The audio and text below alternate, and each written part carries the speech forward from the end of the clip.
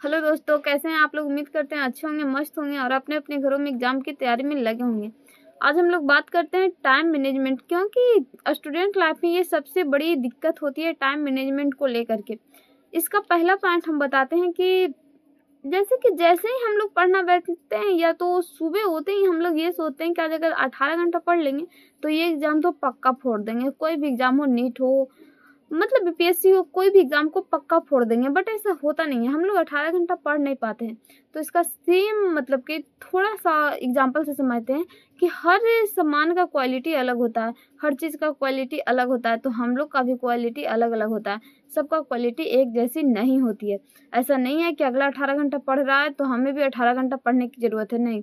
हम उसे 8 घंटा पढ़ के भी उस एग्जाम को फोड़ सकते हैं।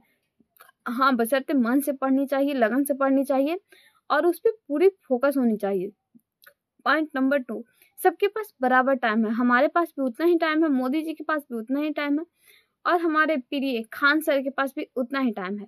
बट उसे मैनेजमेंट करने में थोड़ा-सा मतलब कि सबको नहीं आता है, पर जो सीख जाते हैं वो बहुत आगे चल जाते हैं। और उस पे हमें ध्यान देना चाहिए, बहुत ज़्यादा ध्यान देना चाहिए, क्योंकि वही इस पैसा तो एक बार जाने के बाद आ भी जाता है, लेकिन टाइम एक बार जाने के बाद नहीं आता है, इसलिए इसे सोच समझ के ही खर्च करना चाहिए। पॉइंट नंबर 3 पे बात करते हैं कि इतना तो हम लोग ने बहुत पहले से सुन रखा है, कर रखा है कि अगले दिन का प्लानिंग हमें इस दिन ही करके सोना चाहिए कि अगले दिन हमें क्या करने की ज़रूरत है। और इससे बहुत ज़्यादा टाइम मैनेजमेंट भी होता है, इसलिए होता है कि हम जब कोई काम कल सुबह होता है तो हमें ये सोचना नहीं पड़ता है कि अब हमें क्या करना है। हम उसको पहले से ही सोच के रखें हैं कि हमें क्या करना है। हम उठते हैं, फ्रेश होते हैं और अपनी रूटीन के अनुसार अपने काम पे ध्यान देने लगते हैं। हाँ, इसमें आलस आती है तो आलस दूर करना तो मतलब इसे अपनी तरीके से मैनेज करते हैं, लेकिन कुछ ज़रूरी के अनुसार से कुछ टिप्स उसमें भी काम आती है तो ज़रूरी भी है।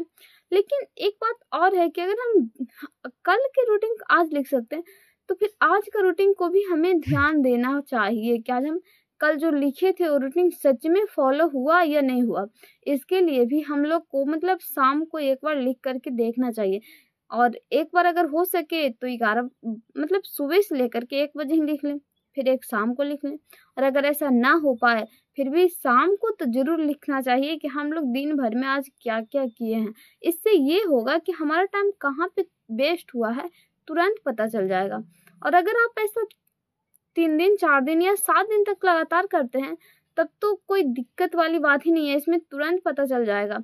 और पता चलने का मतलब फ़ायदा ये है कि जब ये पता चल जा रहा है कि हमारा टाइम कहाँ पे वेस्ट हो रहा है, तो हम तुरंत इसे कट कर सकते हैं। और अगला पॉइंट जो हमें लगता है कि इम्पोर्टेंट है और वो हमसे छूट रहा है, उसे हम ऐड कर सकते हैं। और पढ़ाई में ये बिल्कुल भी ज़रूरी नहीं है कि खाली पढ़ाई के साथ-साथ ना हमें कुछ अलग एक्टिविटी भी करना बहुत ज़रूरी है। क्योंकि सिर्फ़ अगर आप ये चाहिएगा कि खाली हम पढ़ाई करें, तो होगा ही नहीं, माइंड को भी थोड़ा रेस्ट की ज़रूरत पड़ती है। अगर आप यहाँ तक सुने हैं तो थैंक्स सो मच।